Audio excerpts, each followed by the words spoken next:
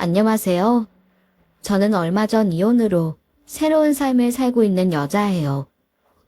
제가 오늘 들려드릴 이야기는 친정엄마를 향한 제 뜻한 사모곡이자 자기 부모에게는 더없이 지극한 효자였지만 처가 식구들에게는 생선 대가리처럼 차갑기 그지없었던 한 남자로부터 벗어난 제 탈출기예요.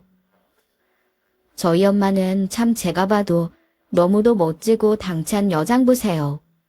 얼굴도 얼마나 고우신 줄 몰라요. 유복한 집안에서 태어나 물 하나 손에 묻히지 않고 그 시절 드물게 대학 식품영양학과를 졸업한 재원이었던 엄마. 가난한 집 장남에다가 미천없이 사업을 하는 아버지를 만나 김치 공장을 성공적으로 키운 것도 다 차분차분 뒤에서 발로 뛴 엄마의 내조 덕분이었어요. 유독 엄마와 금슬을 자랑했던 아버지가 제가 중학교 2학년 때 대장암으로 돌아가셨지만 저랑 제 여동생 앞에서는 눈물 한 방울 안 흘리실 정도로 강인하신 분이죠. 마냥 늘 자신감 넘치고 에너지도 많으신 우리 엄마. 하지만 여자가 혼자 두 딸 데리고 이 세상을 헤쳐나가는 게 왜 막막하지 않았겠어요. 정말 겁나고 불안하고 많이 힘드셨겠죠. 그때 어린 저는 몰랐지만 지금 커서 결혼을 해봤던 저는 이제 조금은 알 것 같아요. 우리 사회는 사별이든 이혼이든 홀로 된 여자들을 그냥 가만히 냅두지 않잖아요. 호시탐탐 남겨진 재산을 노리고 엄마에게 접근하는 남자들 때문에, 그리고 어린 저희 자매가 혹시 아빠 없는 서러움을 겪지 않을까, 누가 괜스레 건드리지 않을까, 노파심에 편히 잠도 못 자고 늘 파수꾼처럼 놀란 고슴도치처럼 빳빳이 세상을 향해 경비를 해야 했던 한 여자.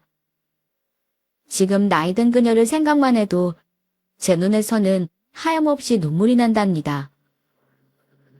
그래도 친정엄마는 진짜 보기 드문 능력녀였어요.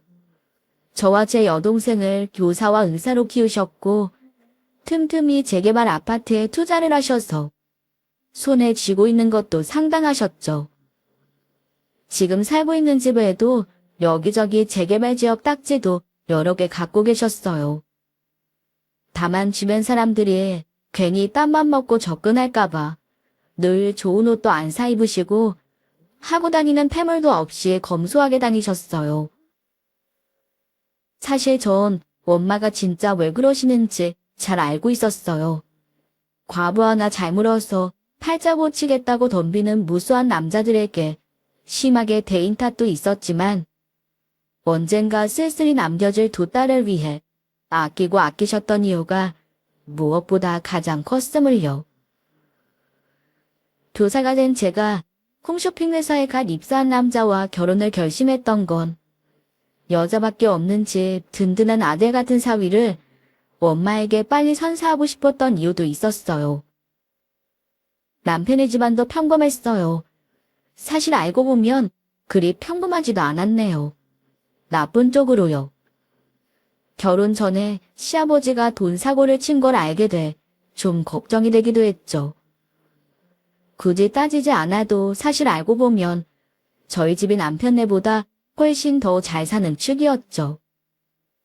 늘 갖고 있는 자랑은 크게 하지 않는 엄마를 보면서 저는 남편과 만나는 내내 저희 집이 옛날부터 꽤나 큰 김치 공장을 운영하고 있는 거나 엄마에게 부동산이나 재산이 좀 있다는 사실을 정확히 알리지는 않았어요. 내심 남편이 고이는 그대로의 나를 사랑해주길 바랬던 점도 있었죠.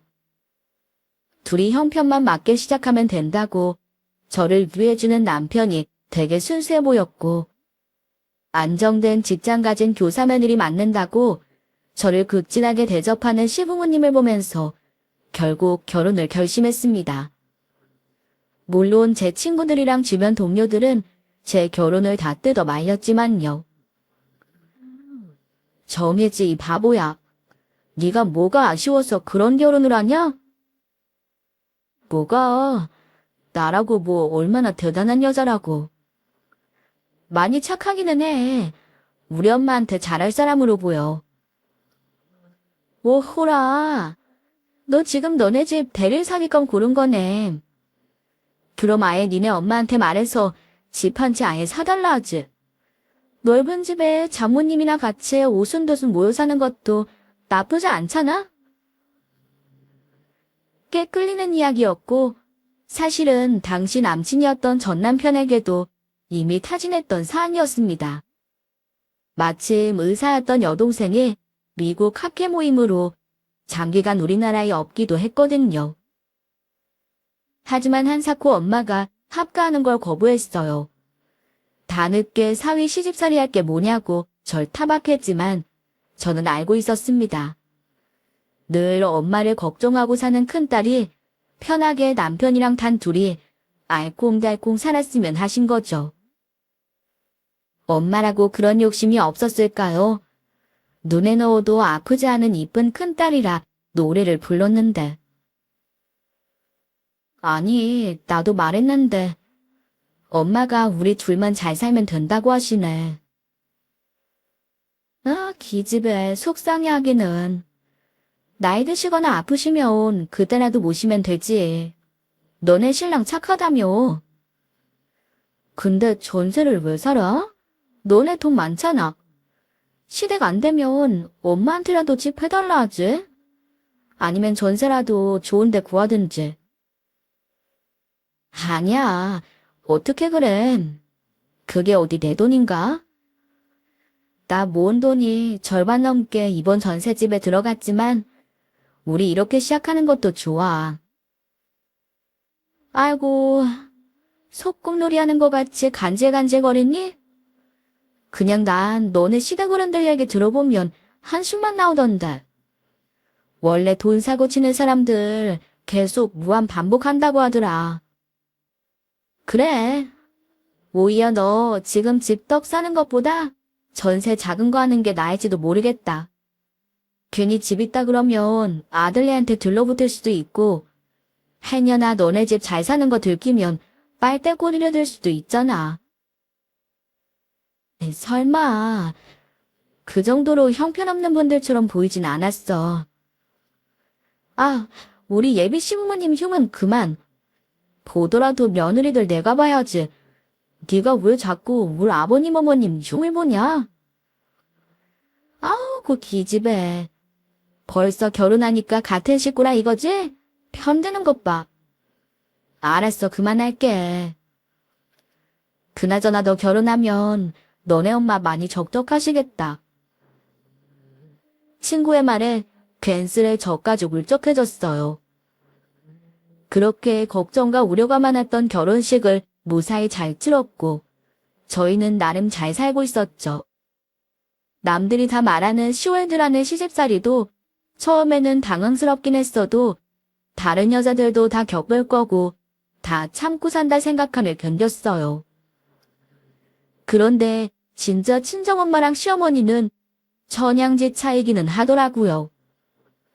예전에 첫 월급 타고 난생 처음 선물로 고급 외투를 사드렸을 때 엄마는 뭐하러 이런 큰 돈을 썼냐며 당장 환불하러 가자며 제 팔을 잡아 끄셨어요. 그런데 저희 시어머니는 틈틈이 전화하셔서 집에 고장난 가전제품 이야기나 낡은 아버님 차 얘기며 심지어 조미료 같은 생필품 떨어진 이야기도 서슴없이 하시더라고요. 눈치껏 해드렸지만 괜히 친정엄마와 비교되니까 서운함이 올라오는 건 어쩔 수 없었네요. 아무리 안정된 직장이라고 해도 부사연봉이 뻔하잖아요.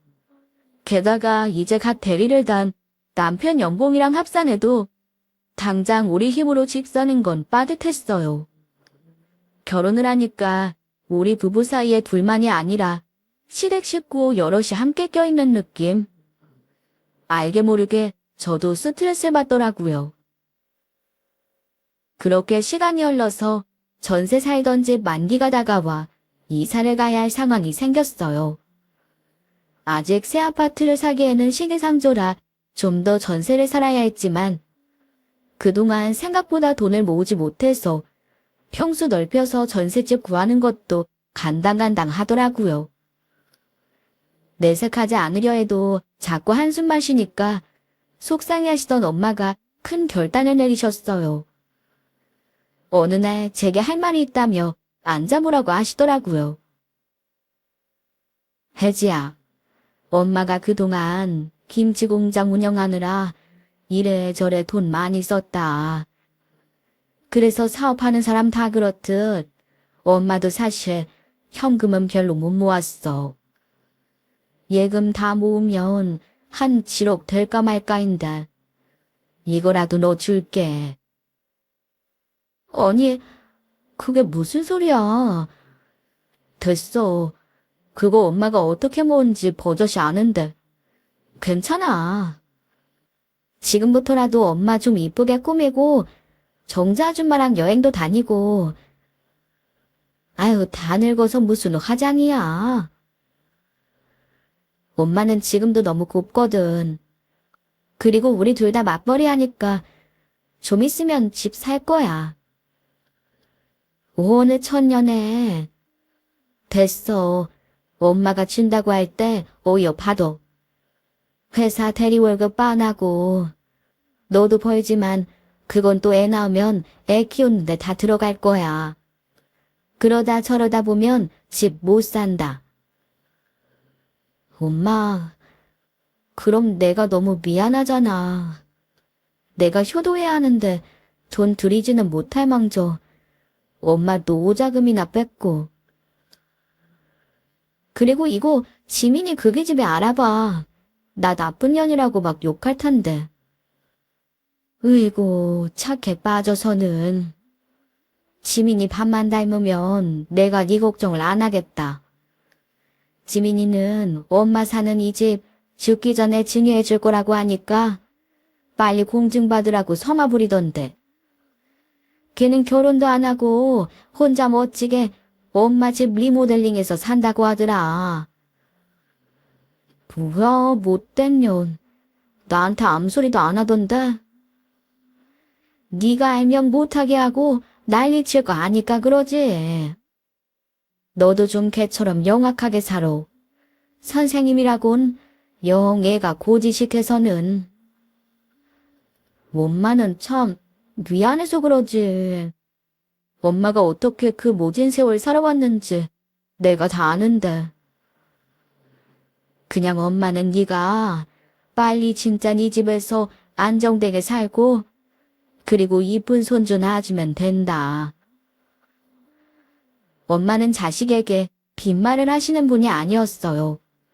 정말 바로 다음날 예금 7억 원을 보내오셨고 그 돈으로 저희는 새 집을 알아보고 계약했어요. 좋은 일이면 좋은 일인데 집을 사는 과정에서 사실 남편과 시댁에 좀 서운한 감정이 생기는 일이 생겼어요.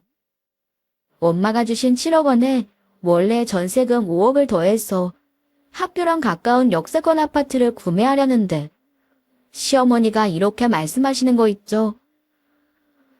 너넨 아직 사회초년생인데 뭐 그렇게 큰 돈 들여서 비싼 아파트를 사려 그래?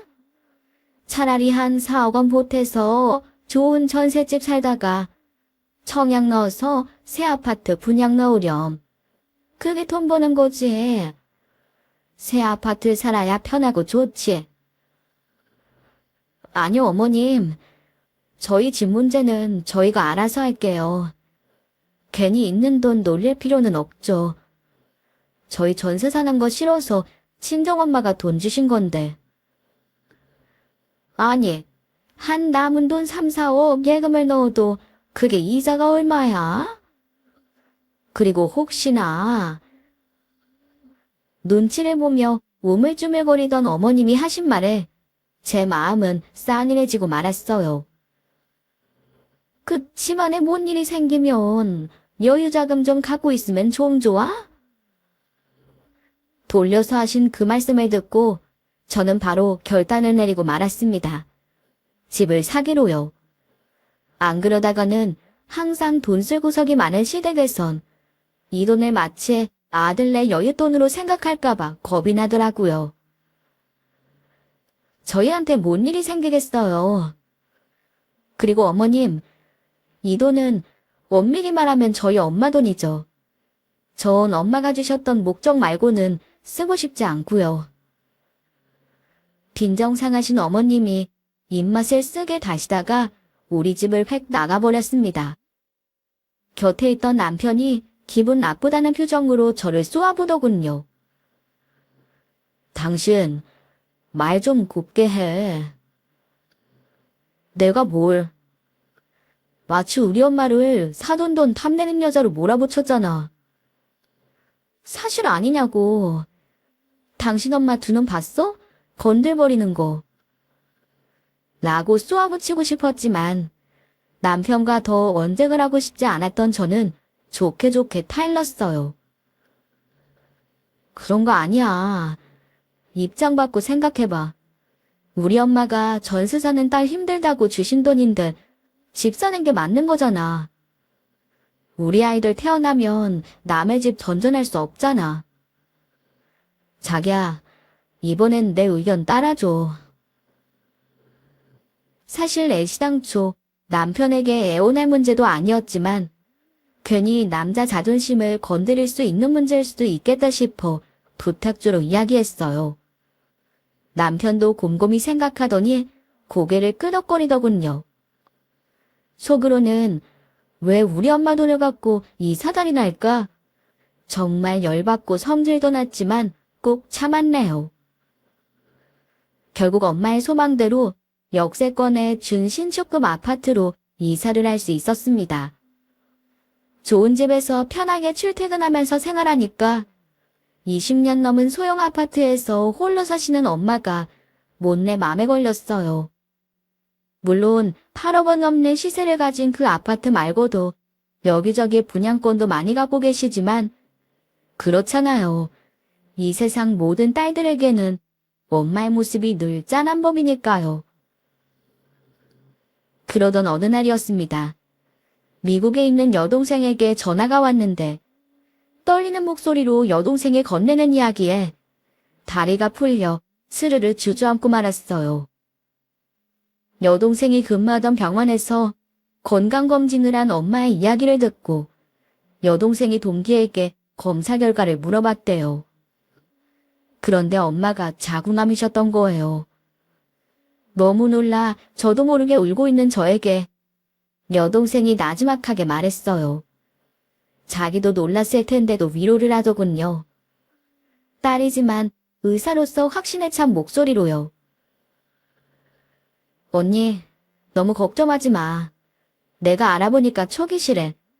수술 잘하고 후속적으로 항암 치료 잘하시고 약 잘 먹으면 요즘은 별것도 아니니까. 그래도 암이라잖아. 아무리 초기라도 혹시 전이 되거나 그런 건 아니지? 내가 의사야. 걱정 그만하고 나도 곧 여기 정리하고 갈 테니까 언니 네가 그동안 좀 엄마 돌봐. 알았지? 당연하지. 알았어. 벌렁거리던 가슴이 좀 가라앉으면서 이런저런 생각이 머릿속에 막 떠오르더군요. 그 모든 생각들은 모두 단 하나의 결론으로 끝이 나 있었어요. 엄마를 우리 집에서 모시자. 당분간만이라도, 지민이 올 때까지만이라도.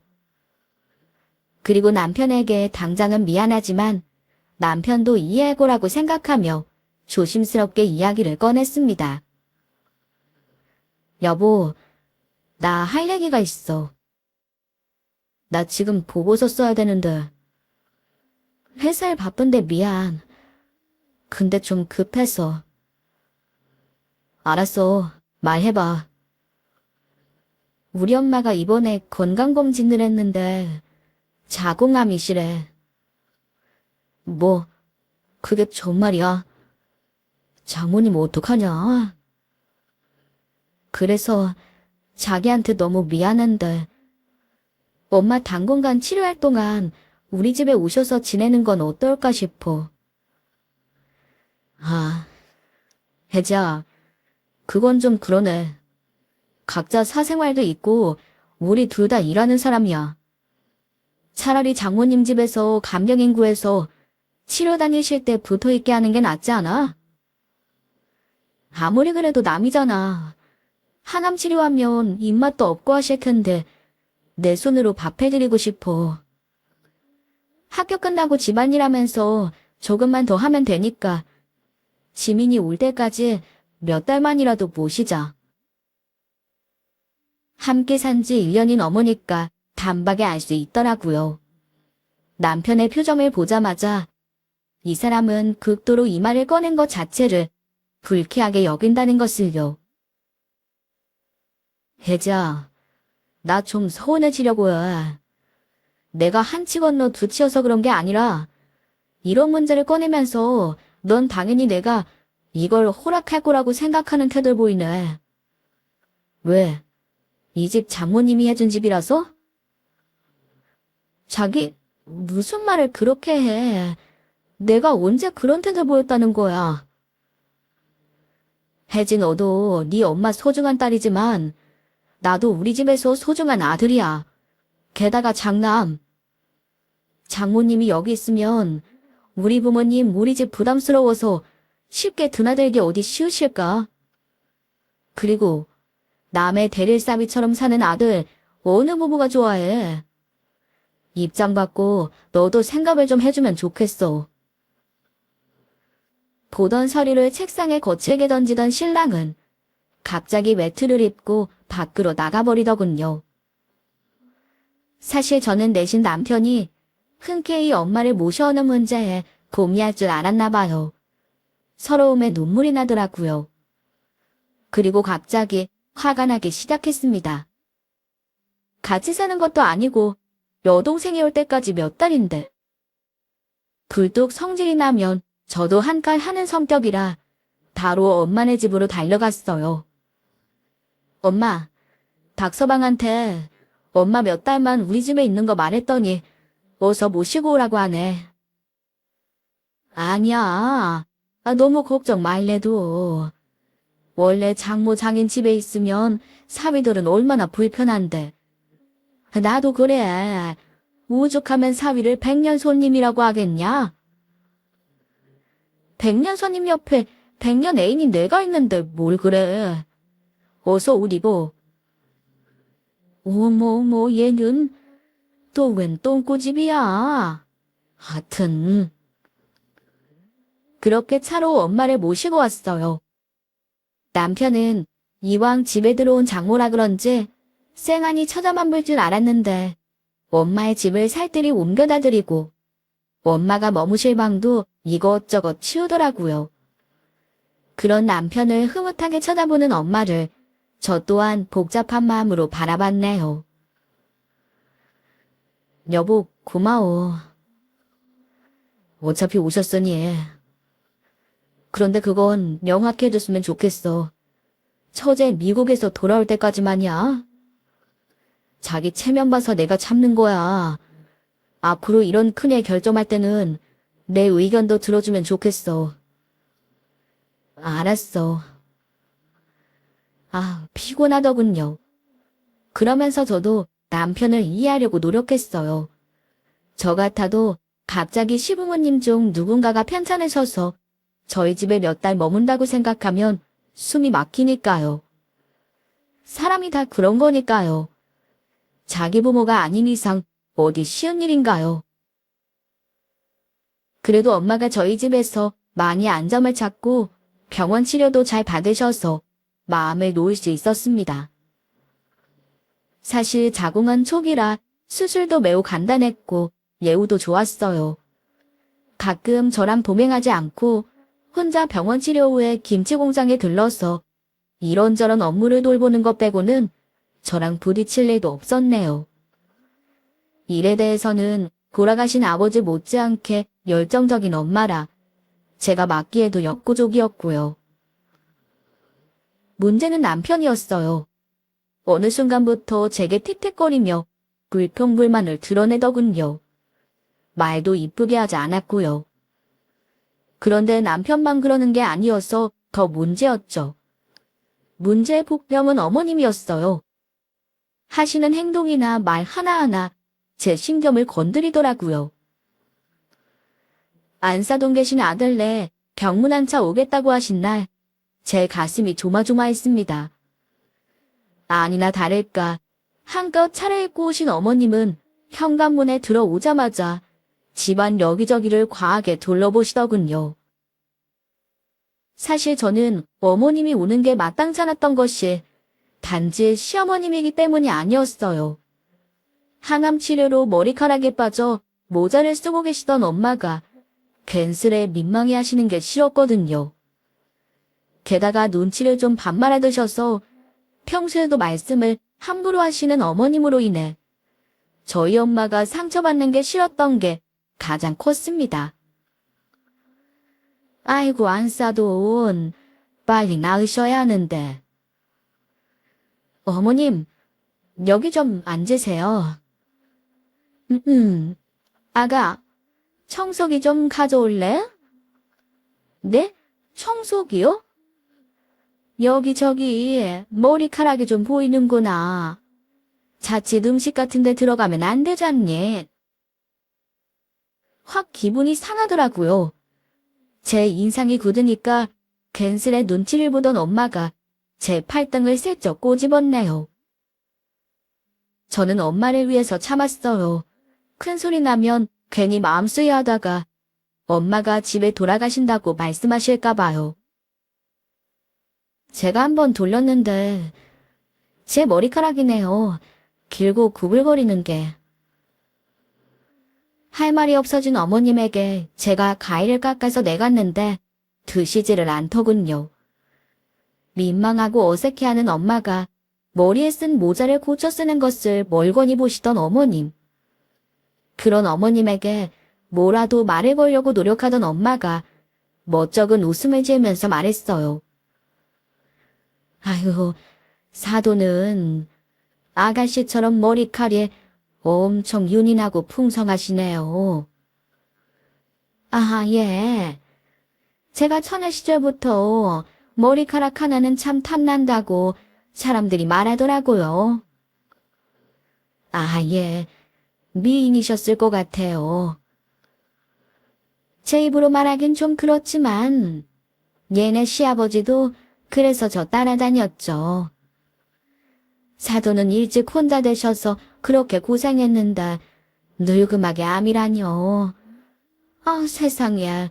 하늘도 무심하시지. 저는 입술을 꽉 깨물었습니다.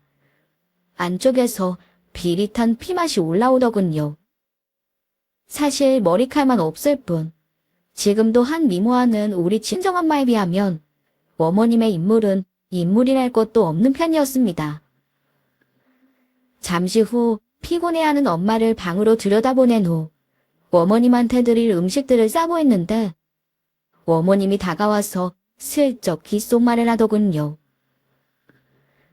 아가, 이런 말 좀 그렇다만 나도 암이 전염되고 막 그런 거 아닌 거 아는데 우리 치훈이 먹는 거에 머리카락 날릴까봐 난 걱정이 된다.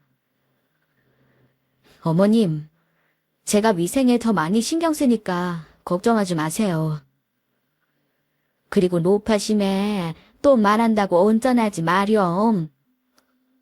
안사돈 될 수 있으면 꼭 모자 쓰고 거실 나오시고 그러라 말씀드려. 우리 치훈이가 피비가 좀 약하잖니. 나도 아까 마주 앉아 과일 먹으려는데 좀 그랬잖니. 아, 어머님, 서운하게 어떻게 그런 식으로 말씀하실 수가 있어요. 어머, 나니까 솔직히 얘기하는 거야. 대놓고 앞에 두고 얘기할 수도 있는데 너한테 이렇게 돌려서 얘기하지 않니? 너는 딸이라 모를 수 있는데 아이고, 남은 안 그래. 저희 엄마 민머리가 밥맛 떨어지겠다 소리잖아요. 어쨌든. 얘 봐라. 어른한테 눈을 똑바로 뜨고 너 지금 나한테 대드는 거니? 어서 가세요. 계속 계시면 무슨 말이 튀어나올지 저도 모를 것 같으니까. 세상에, 바른 말을 하면 순순히 받아들일 줄도 알 것이지. 이럴 때 보면 다 티가 나더라. 애비 없이 큰 거, 없이 산 거. 너무도 어이가 없었습니다. 어머님을 노려보다가 제 눈에 눈물이 고이니까 당황한 어머님은 부랴부랴 현관문을 나서시더군요. 살아생전 아빠는 우리 네 가족을 위해 헌신하셨던 최고의 가장이셨고, 비록 돌아가셔도 엄마가 여태 잊지 못하는 사랑이었는데, 그런 아버지께 누가 될까? 저는 최선을 다해 살아왔거든요. 교사라는 직업을 선택한 것도 그런 욕을 듣지 않기 위한 제 계산이 없지 않아 있었고요. 또 우리 집 재산, 그리고 엄마가 김치 공장으로 얻는 연매출 규모 역시 어디 5억 언저리 되는 빌라에서 사는 시댁 어르신들이 알면 뒤로 넘어갈 수준이기도 했죠. 하지만 저는 금세 눈물을 닦았습니다. 엄마가 제 이런 모습을 보면 걱정하실 테니까요. 하지만 어머님이 미우니까 남편까지 미워지는 건 어쩔 수가 없더라고요. 예전처럼 퇴근하고 일찍 들어오지 않는 것도 서운했고, 집에 와서도 같이 식사를 하는 법도 거의 없고, 틈만 나면 청소기를 돌리는 남편에게 어느 순간 서운함을 넘어서서 증오심이 들기 시작했어요. 그때부터였던 것 같습니다. 서서히 남편에게 제 마음이 식기 시작한 게. 며칠 후 친정엄마가 공장에 약속이 있다며 저녁 나절에 나가셨어요. 그리고 웬일로 남편이 일찍 퇴근해 왔더군요. 자기, 나랑 얘기 좀 해. 남편은 냉랭한 표정으로 턱을 까딱거리며 거실 소파에 앉더군요. 저는 마주 앉기도 싫어서 서서 말을 꺼냈어요. 당신, 요즘 태도가 왜 이래? 나, 자기 제자 아니야. 그런 선생님 같은 말투는 집어치워. 지민이 학회 정리 좀 늦어져서 겨우 한 달 더 늦어질 뿐인데 그것도 못 참고 너무 티나게 우리 엄마한테 그러는 거 아니냐고. 나 정말 서운해. 서운? 그러는 넌 우리 엄마한테 어떻게 했고? 도대체가 아픈 엄마 때문에 맘 끓이는 딸 앞에서 머리카락 위생 철저히 하라고. 민머리 때문에 자기 밥맛 떨어지니까 꼭 모자 쓰고 다니라고. 그렇게 말하는 사람이 어딨어. 사람? 야, 시어머님이야. 너는 교사라는 게 예의범절은 밥 말아먹었어. 나도 많이 참았어. 한 집에서 다 큰 성인이 셋이서 그것도 어렵다는 장모가 같이 사는 게 어디 말처럼 쉬운 줄 알아? 암 환자라서 그런지 여기저기 집안에서 암 병균 냄새나 나고. 말도 안 되는 소리였어요. 원마는 이미 항암 치료도 끝난 거의 정상인과 다름없는 상태였으니까요. 어거지 쓰는 소리를 듣고 제 눈이 어떻게 안 뒤집어지겠어요.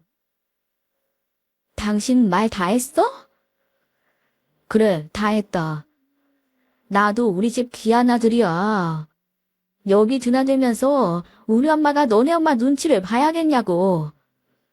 어차피 니네 엄마 곧 죽을 건데 호스피스 명동이나 알아봐서 빨리 보내드려. 막말로 그게 서로가 사는 길 아냐? 숨이 막힐 것 같은 증오심에 제가 남편에게 달려들려는 순간이었습니다. 갑자기 어디선가 휴대폰 벨소리가 들렸어요.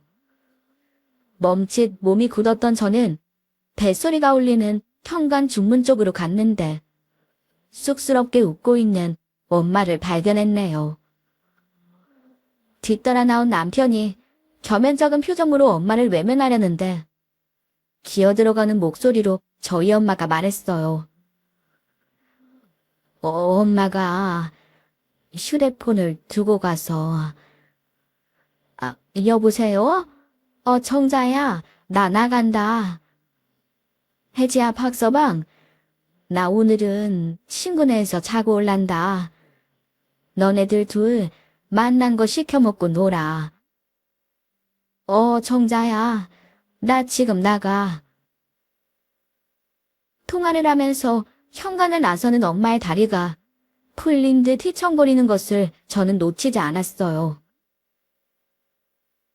자기야, 혜자 미안해. 됐어. 꺼져. 뭐? 왜 이래? 사람이 기껏 사과하는데. 우리 이혼해. 너, 그리고 너네 집안 사람들 이기심해. 나도 질렸어. 무슨 소리야? 이게 이혼할 일이야. 아, 참다. 계속 참았던 건 나야. 알아? 그래서 이혼 못한다고? 내가 이혼을 왜 해? 내가 그러고 싶으니까. 너 같은 인간을 남편이라고 떠받들고 살 자신이 없다. 하, 언제는 떠받들었고. 내가 그동안 얼마나 미안해서 당신 눈치 보느라 힘들었는데 다 부질없는 거였네. 당신 속으로 그딴 생각, 그딴 페르나 같은 마음 품었는 걸 진작에 알았다면 눈치 보고 살 필요도 없었는데. 막말로 우리 엄마가 집에 왔다고 너랑 너네 집안이 더한 거 있어? 피해본 거 있냐고. 이제 막 가자는 거네. 그래, 이혼해. 재산분할은 알지? 이 집에 들어간 나랑 우리 엄마 지분은 내가 가져갈 거야. 여기 있는 가전 가구들은 버리든지 팔든지 마음대로 하고. 무슨 부부 재산은 반반이지. 아, 그렇게 따지시겠다. 그럼 내가 결혼하고 너네 집안에 들어간 돈도 다 따져보자. 너란 여자 이렇게 얄짤없고 계산적이고 속물이었냐? 속물? 난 잘 모르겠어. 속물이었던 적이 없었으니까. 그러니까 너 따위랑 결혼했겠지. 속물이 뭔지 정 궁금하면 그건 너네 엄마 아빠한테 가서 물어봐. 우리는 최악의 방식으로 헤어졌습니다. 이별의 방식이 우아할 수는 없었지만 서로에게 보여줄 수 있는 가장 밑바닥을 다 보여주고 헤어지는 이혼 과정 내내 제가 느낀 감정은 안도와 평안함이었어요. 처음에는 자신 때문에 이혼한 줄 알고 괴로워하던 엄마에게 그동안 있었던 남편과의 균열, 그리고 시댁 식구들하고의 좁힐 수 없었던 간격에 대해 털어놓았어요. 너무 힘들었노라고 고백하자 같이 부들부들 떨며 쌍욕을 하시던 우리 엄마. 저는 기운차게 욕하는 건강한 엄마의 모습조차 너무 기뻤고 행복했네요. 엄마는 다시 힘차게 김치 공장 일을 하시고 저는 직장생활 틈틈이 엄마의 비서처럼 이것저것 도와드렸습니다. 그 와중에 미국에 갔던 여동생이 합류해 엄마의 집에서 함께 살았어요. 가끔 치킨이랑 맥주를 먹으면서 전 남편과 시댁 식구들 흉을 보는 것도 소소한 낙이었고요. 그러던 어느 날 엄마가 운영하시는 공장의 김치가 인터넷 쇼핑에서 히트를 치다가 드디어 홈쇼핑 회사에서도 함께 하자는 사업 제의가 들어왔어요. 때문에 제가 엄마의 홈쇼핑 첫 회의를 도와드리기 위해서 휴가를 내고 따라갔습니다. 사실 엄마와 만나기를 원한 홈쇼핑 회사가 전 남편이 일하는 곳이라 좀 걸리긴 했지만 저희가 뭐 죄를 지었나요? 껄끄러운 건 전 남편 쪽이었을 테니까요. 처음에는 만나게 될까봐 꺼려했지만 여동생이 만나면 한껏 잘난 척 무시해주라며 응원하길래 어차피 끝난 인연 만난들 무슨 감정이 있으랴 하고 말았네요. 근데 원수는 외나무다리에서 진짜 만나더라고요. 본부장과 여러 MD들이 참석한 회의장에 커피를 들고 오는 사람이 전 남편이더군요. 저는 의외로 무덤덤하게 바라볼 수 있었는데 전 남편은 휘청 중심을 잃을 만큼 놀라는 모습이었습니다. 충분히 미워했기에 아무런 감정 없이 바라보는 저와 다르게 엄마의 표정은 무섭게 변해갔어요.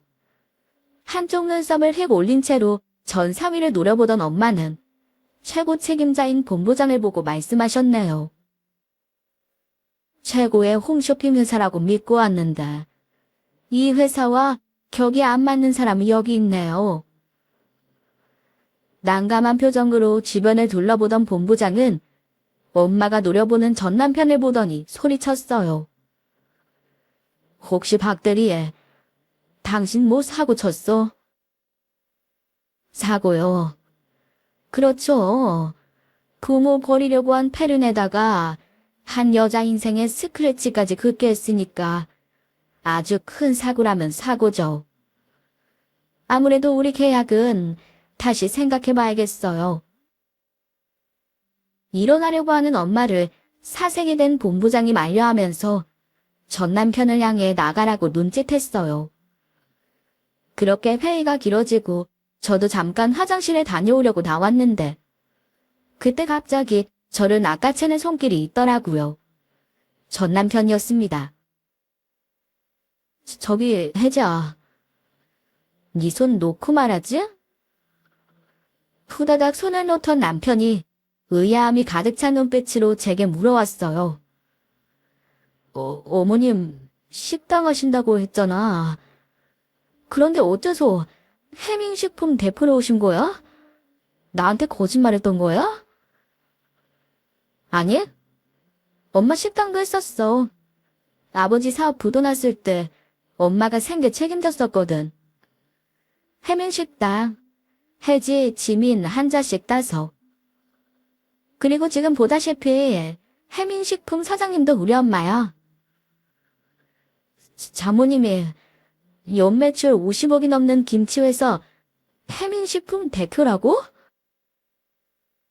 부들부들 떨던 전 남편은 제 눈치를 보면서 우물쭈물 말했어요. 혜지야, 미안해. 내가 그래도 사람이라서 너한테 다시 잘해보자고 말은 못하겠는데 근데 나도 먹고 살아야 하잖아.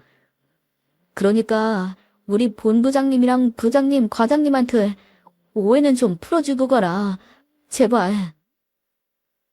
내가 왜? 제발. 나 이 회사 붙어 있어야 돼.